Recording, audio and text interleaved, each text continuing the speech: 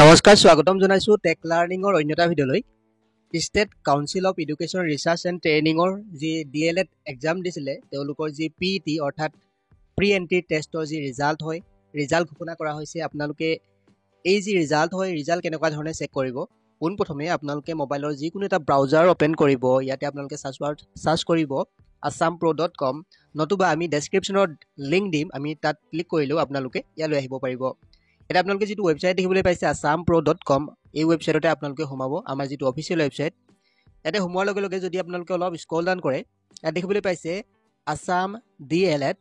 result 2025 PET result download PDF তো আপোনালোকে ইয়াতে ক্লিক কৰিব ইয়াতে ক্লিক কৰাৰ লগে লগে আপোনালোকে এইখন পেজ দেখিবলৈ পাইছে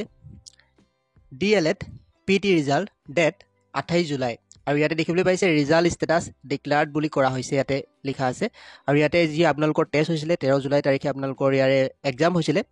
তো ইয়াতে আপোনালোকে দেখিবলৈ পাইছে ডাউনলোড PDF অৰ্থাৎ PDF আকাৰে আপোনালোকে এই যি ৰিজাল্ট হয় ৰিজাল্টটো চাব পাৰিব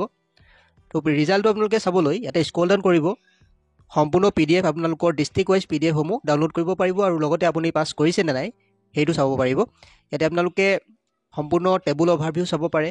লগতে আপোনালোকে ইয়াতে আপোনালোকৰ যি ৰিজাল্ট হয় ৰিজাল্টটো চেক কৰিবলৈ স্ক্ৰল ডাউন কৰিব স্ক্ৰল ডাউন কৰিলে ইয়াতে আপোনালোকে এটা important links of DLED PET result 2025 download PET result click here যেটো বটন দেখিবলৈ পাইছে ইয়াতে ক্লিক কৰিব ইয়াত ক্লিক কৰাৰ লগে লগে আপোনালোকে এনেকুৱা ধৰণে দেখিবলৈ পাইছে আপোনালোকৰ যি ডিস্ট্ৰিক্ট ওয়াইজ আপোনালোকৰ ৰিজাল্ট সমূহ আহি গৈছে এনেকুৱা ধৰণে আপোনালোকে ৰিজাল্ট চেক কৰিব আপোনালোকে ডিস্ট্ৰিক্টৰ কাষতে যেটো ডাউনলোড বটন দেখিবলৈ পাইছে তাত ক্লিক কৰিলে আপোনালোকৰ ডিস্ট্ৰিক্ট ওয়াইজ এনেকুৱা ধৰণে দেখিবলৈ পাইছে আপোনালোকৰ নেম আপোনালোকৰ ৰোল নাম্বাৰ ফাদাৰ্স নেম সম্পূৰ্ণ ডিটেইল আপোনালোকৰ ওলাই আহিব এনেকুৱা ধৰণে আপোনালোকে ৰিজাল্টটো চেক কৰিব পাৰে